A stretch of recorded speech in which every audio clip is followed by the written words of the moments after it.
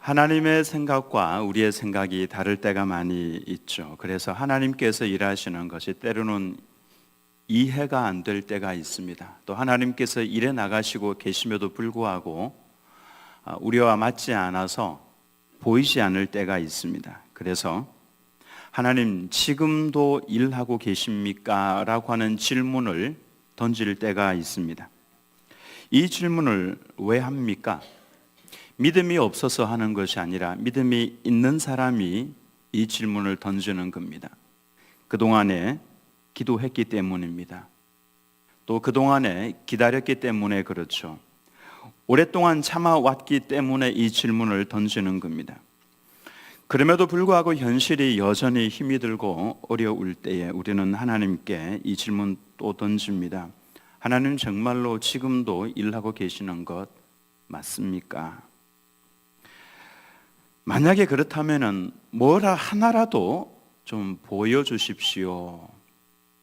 우리 사람들은 눈에 보이는 것을 좋아합니다. 하나님께서는 때로 침묵하고 계시고 아무 일도 안 하고 계시는 듯 보이지만 하나님께서는 일하고 계시는 거죠. 근데 우리 눈에 안 보이기 때문에 그래서 하나님 뭐라도 하나 좀 보여주시면 좋겠습니다. 그래서 오늘 본문에 하나님께서 보여주신 것이 있습니다. 오늘 본문에는 한밤중에 들에서 자지 않고 양들을 지키고 있는 목자들이 나옵니다. 한밤중에도 깨어서 양들을 지키고 있는 목자. 아마도 이 표현은 여러분 많이 들어보셨을 겁니다. 깨어서 양을 지키는 목자, 바로 예수님이시죠. 예수님께서 이 땅 위에 아기로 오시는 것은 구약 성경에 계속해서 예언을 해왔던 말씀입니다. 아브라함의 후손 중에 또 다윗 왕의 자손 중에서 아기가 태어날 것이다 라고 말씀을 하셨죠. 그러다가 드디어 이 메시아가 이 땅 위에 오셨습니다. 이 엄청난 일이 일어난 그날 밤에 하나님께서는 이 놀라운 뉴스를 누구에게 가장 먼저 전하셨습니까? 바로 깨어서 양을 지키고 있던 목자들이었습니다. 왜 이 엄청난 뉴스를 깨어서 양을 지키고 있는 목자에게 제일 먼저 알려주었겠습니까? 저희 하나님께서는 제일 먼저 이 깨어있던 목자들을 찾아오셨습니다. 목자들이 그럴 만한 아주 높은 신분이어서 그랬겠습니까? 아닙니다.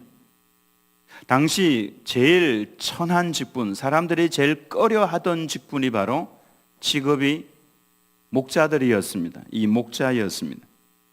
사람들과 함께 먹고 웃으며 지내는 것이 아니라 짐승들과 함께 지냈습니다.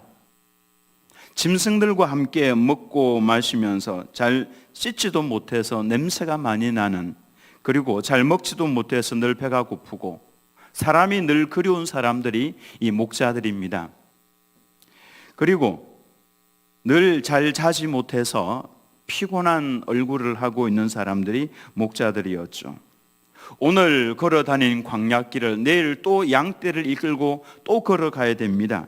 매일매일 내리쬐는 그 뜨거운 태양볕, 오늘도 맞아야 되고 내일도 맞아야 되고, 밤에는 광야의 차가운 바람과 더불어서 싸워야 합니다. 게다가 호시탐탐 이 양떼들을 노리고 있는 늑대와 또 사자들이 있죠.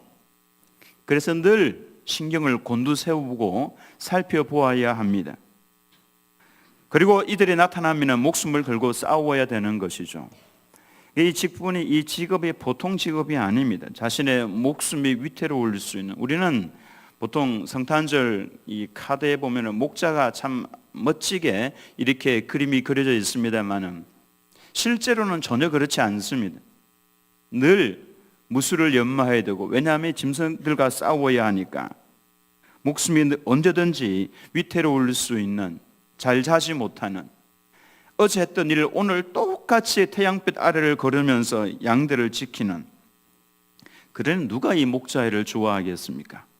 근데 놀랍게도 예수님께서는 목자로 이 세상에 오셨습니다. 나는 선한 목자라, 양들을 위하여 내 목숨을 버린다, 그렇게 말씀을 하셨습니다.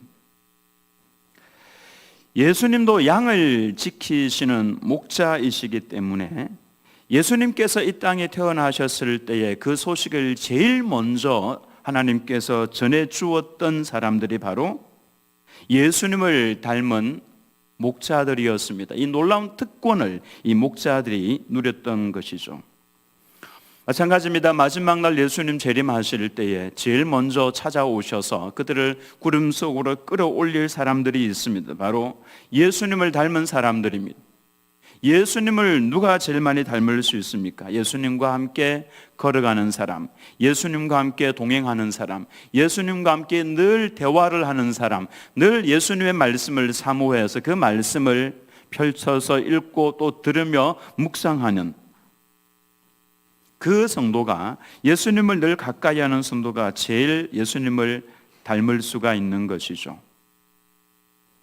그래서 예수님과 더불어서 동행하는 성도가 바로 예수님께서 마지막 날 재림하실 때 사랑하셔서 끌어올리셔서 하나님과 함께 영원히 살 수 있도록 해줄 바로 그 사람들이다라고 하는 것입니다.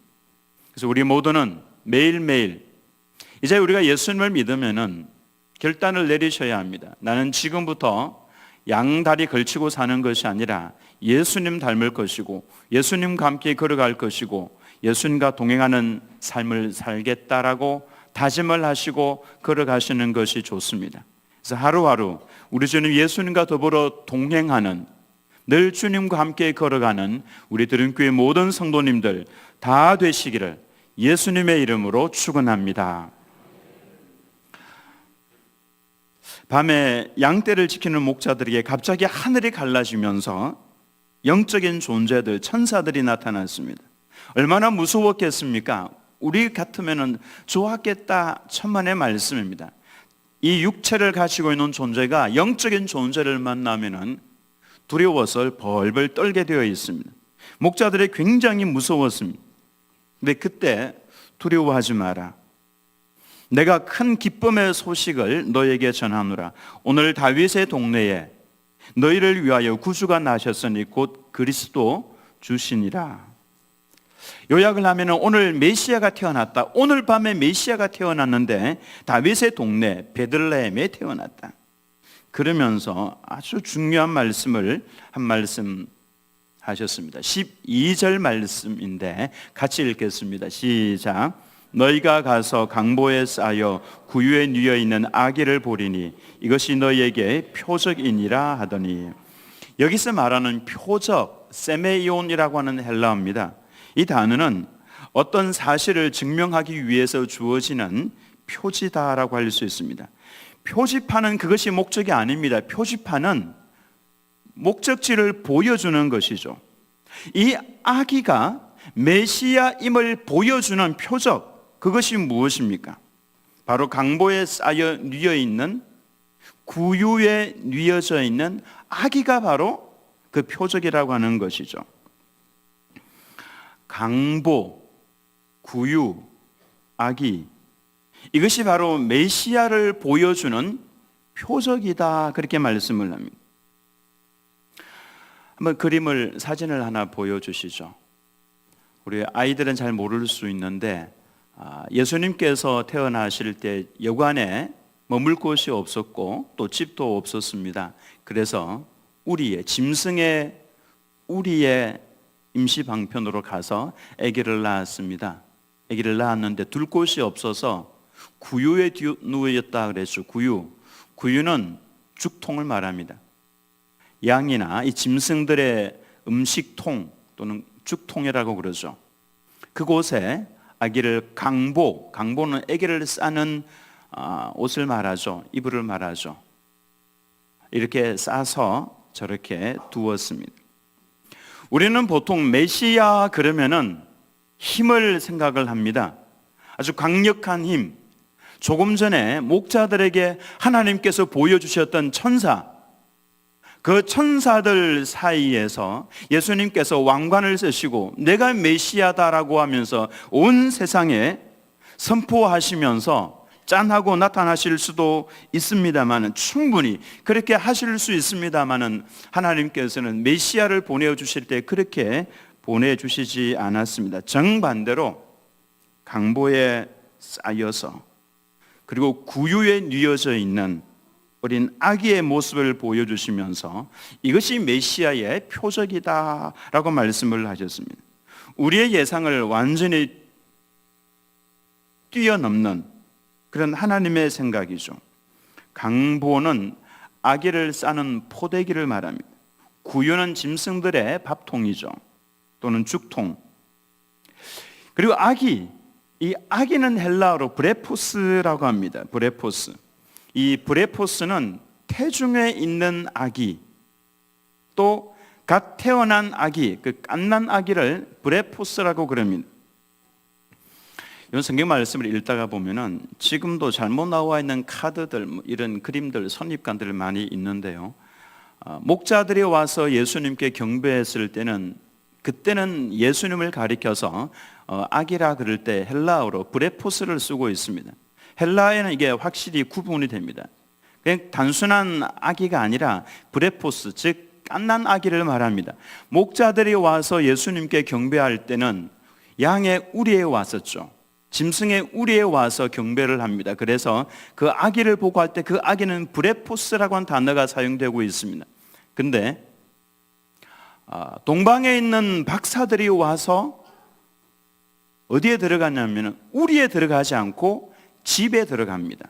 집에 들어가서 아기와 그 모친 마리아가 함께 있는 것을 보고 그 앞에 엎드려 경배하며 황금과 유향과 모략을 예물로 드리니라. 꿈에 헤롯에게로 돌아가지 말라 지시하심을 받아 다른 길로 고국에 돌아가니라 그랬죠. 이 목자들과 이 동방 박사들이 와서 경배할 때는 시간적인 차이가 많이 납니다. 집에 있었죠. 그리고 그때는 아기를 브레포스라고 사용하지 않고 파이디온이라는 단어를 사용을 합니다. 이 파이디온은 어린 아이를 말합니다. 어린 아이. 물론 아기라는 단어로 사용하기도 하는데 갓난 아기가 아니라 조금 자란 아기를 말합니다. 그래서 브레포스와 파이디온은 다릅니다.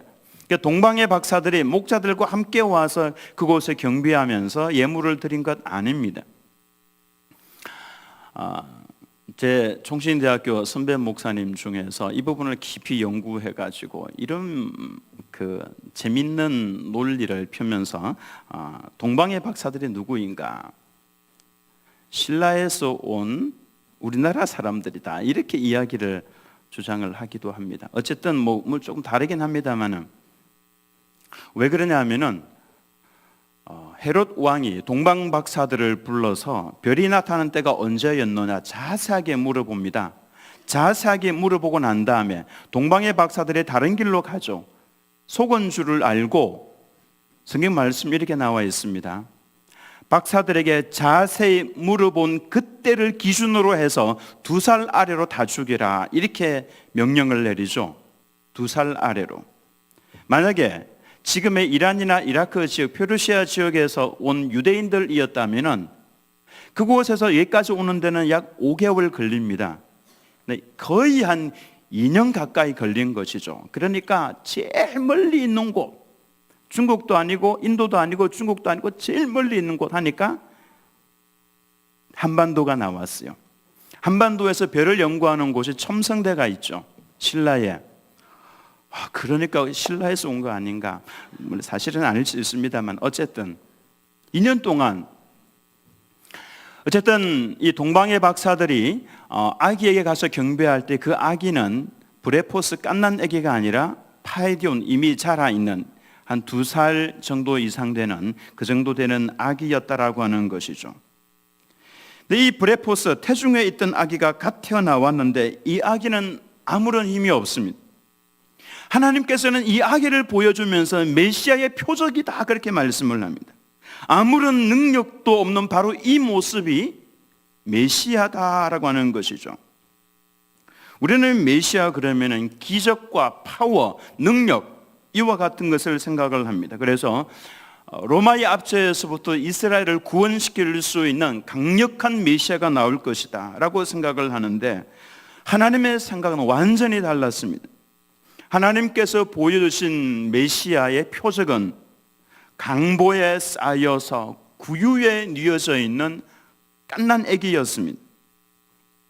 짐승의 죽통에 뉘어 있다는 것은 더 이상 이것보다도 더 낮아질 수 있는 상황은 없습니다. 그러니까 가장 낮은 자리라고 할 수 있죠. 그리고 이 아기는 스스로는 아무것도 할 수 없는 연약하기 짝이 없는 존재입니다. 이 모습이 바로 메시아의 모습이다. 하나님께서 이 땅에 보여주고 싶어 하셨던 메시아의 모습이라고 하는 겁니다. 여러분들은 이 장면을 보면서 무슨 생각이 듭니까? 나중에 말하기를 좋아하는 사람들은 예수님의 이 장면, 구유에 이어져 있는 아기 이 예수님의 출생에 대해서 이야기를 들은 사람들 중에서 말하기 좋아하는 사람들이 뭐라고 할 것 같습니까? 아마 이렇게 이야기를 할 겁니다. 저 예수는 집에서도 태어나지 못하고 짐승들이 있는 구유에 이어져서 거기서 태어났대. 부모가 무슨 죄를 지었길래 얼마나 못 먹고 가난했으면 그런 곳에서 태어났을까? 그보다 더 놀라운 이야기가 있어. 저 요셉은 친아버지가 아니래. 또 무슨 죄를 지었길래 왕에게 쫓겨다니면서 그렇게 살다가 나사렛까지 굴러 들어왔을까? 부모가 저러니 아기가 벌을 받는 거지.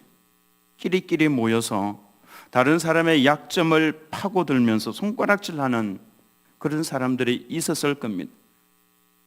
그래서 예수님의 어린 시절 마리아가 예수님을 잉태하고 그 이후에 손가락질을 많이 받았을 겁니다.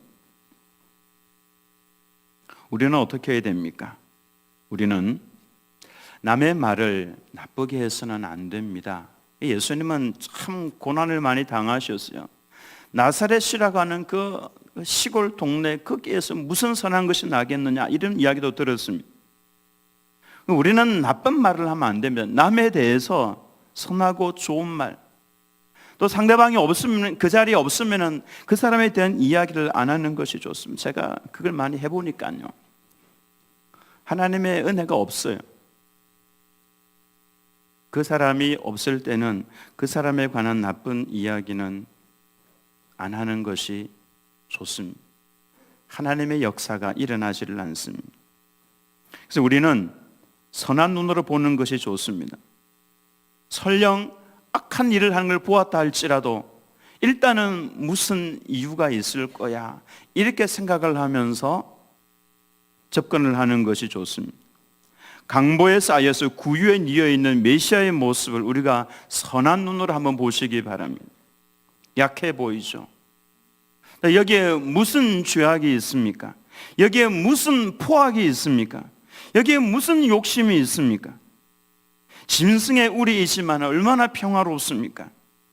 하나님께서 의도하신 메시아는 그래서 첫 번째로 겸손한 분입니다. 자신을 가장 낮은 곳까지 낮추신 분입니다. 하나님께서는 일부러 짐승의 우리에서 태어나게 하셨습니다.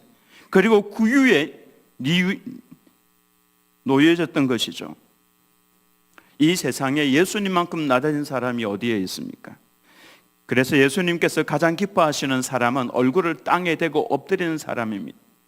하나님의 백성들이 낮아질 만큼 낮아지고 그 얼굴을 땅에 대고 엎드리는 그 성도, 그가 바로 예수님을 가장 많이 닮은 사람입니다. 우리는 눌려도 자꾸만 고개를 들고 일어나죠. 내가 잘났다라고 하는 겁니다. 나는 저 사람보다 훨씬 나은 사람이야 라고 하면서 일어서는 것이죠. 저는 우리 드림교회 성도님들은 아무리 내 옆에 있는 사람이 흠이 있는 사람이라고 할지라도 함부로 손가락질 안 했으면 좋겠습니다. 우리는 자꾸만 낮아져야 됩니다.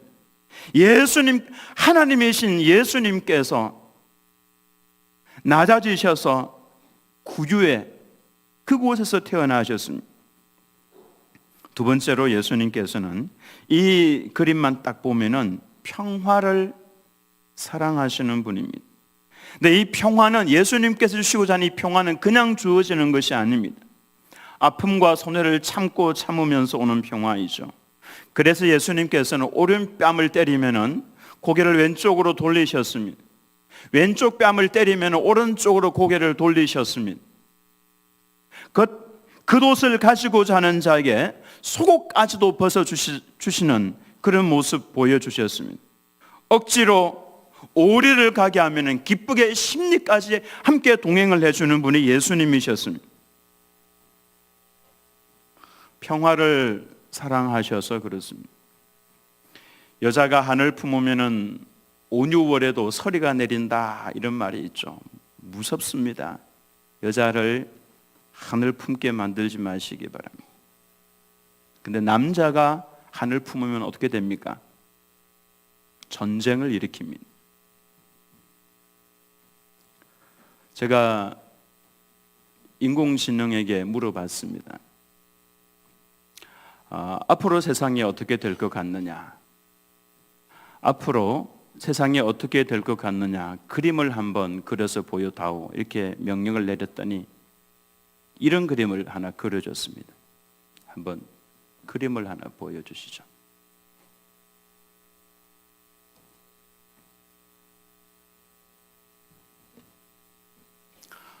이런 반응이 없으세요? 무섭지 않습니까? 제가 하도 마음이 안 좋아서 한쪽 기퉁이에 기도하는 아이들 그림을 하나 그려다오라고 또 명령을 내렸더니 저렇게 기도하는 아이들을 넣어줬습니다. 이 그림은 이제 없애주세요. 무섭죠? 앞으로 세상이 어떻게 될 것 같니? 그랬더니 인공지능이 앞으로 세상이 이렇게 될 겁니다 라고 하면서 보여준 그림이 저 그림입니다. 근데 저는 저기에 기도하는 아이들의 모습을 넣고 싶었습니다.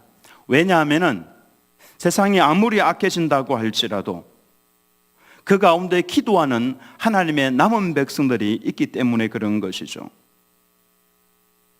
남자가 한을 품으면 한을 품지 않도록 해야 됩니다. 그래야 전쟁을 안 일으키죠.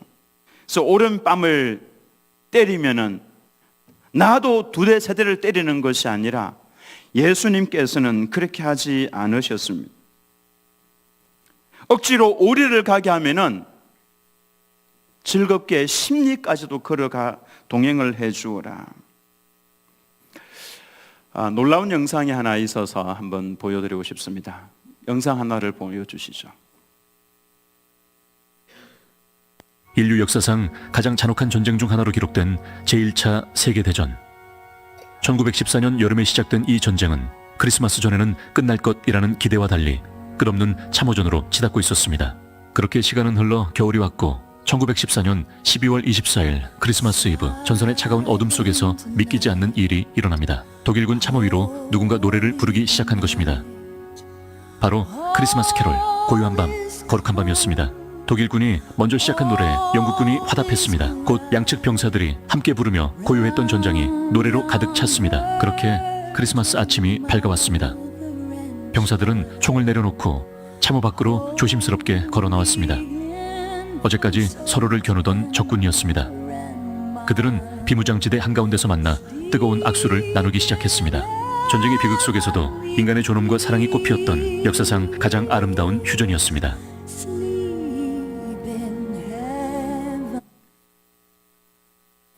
예수님은 평화를 사랑하시는 분입니다.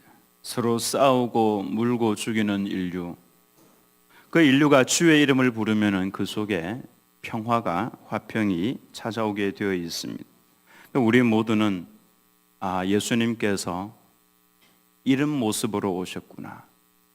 그 권력을 가지고 서로 죽이고 이와 같은 모습이 아니라 평화를 사랑하셔서 주의 이름을 부르면서 우리 모두가 서로 사랑하면서 화평하게 지내기를 원하시는구나. 주 안에서 하나가 되는 이 모습이 바로 예수님의 모습이다. 예수님을 닮은 모습이다 라고 하는 것입니다. 그리고 마지막 세 번째로 메시아가 갓난 아기의 모습으로 오셨다는 것은 이것은 스스로 나는 아무것도 할 수 없습니다 라고 하는 것을 보여주는 겁니다. 그래서 예수님께서는 나는 스스로 말하지 아니한다. 내가 지금 하고 있는 이 모든 말은 다 아버지에게서 받은 것이다. 나는 아버지가 없으면 아무것도 할 수 없다라고 말씀을 하셨습니다. 그래서 예수님은 갓난 애기의 모습으로 오셨고 그 모습이 바로 메시아의 표적이었던 것입니다. 예수님께서는 오직 하나님만을 의지하셨습니다. 그래서 하나님을 의지하는 성도는 늘 기도하는 자리에 앉죠. 예수님께서는 처음부터 기도로 시작을 하셨습니다. 기도로 모든 일들을 진행을 하셨고 마지막 십자가를 지시는 그 절체절명의 순간에도 땀방울이 핏방울이 될 정도로 하나님 앞에 엎드려서 기도하시는 모습, 그 모습은 하나님, 제가 할 수 있는 것 아닙니다. 하나님만을 온전히 의지합니다 라고 하는 예수님의 모습이었습니다. 메시아의 모습이 바로 이와 같았다라고 하는 것입니다. 예수님은 모든 생애를 통해서 나는 오직 나의 아버지 하나님만을 의지한다라고 하는 것을 보여주셨습니다. 그래서 누가 예수님을 많이 닮았는가? 늘 하나님 앞에 엎드려서 기도하는 성도입니다. 많이 바쁘시죠? 기도하려고 하는데 시간이 없어서 못합니다. 저는 기도하려고 하는데 다른 일이 바빠서 못합니다. 그 다른 일은 열심히 하는데 하나님을 온전히 의지하는 성도의 모습은 기도하는 겁니다. 그 기도하는 성도가 바로 예수님을 닮은 성도다라고 할 수가 있습니다. 저는 드림교회 모든 성도님들이 성탄절 우리 마음속에 강보에 쌓여서 구유에 뉘어져 있는 갓난 애기 예수님, 그 모습의 그림을 여러분의 가슴 속에 딱 각인시켰으면 좋겠습니다. 이것은 우리의 삶이어야 합니다. 예수님처럼 겸손하게 자기 자신을 낮추어야 합니다. 예수님처럼 평화를 사랑해야 합니다. 예수님처럼 나는 스스로 할 수 있는 것이 아무것도 없어. 나는 오직 하나님만을 의지하고 나아갈 거야. 이와 같은 예수님을 닮은 하나님의 백성이 다 되시기를 예수님의 이름으로 축원합니다.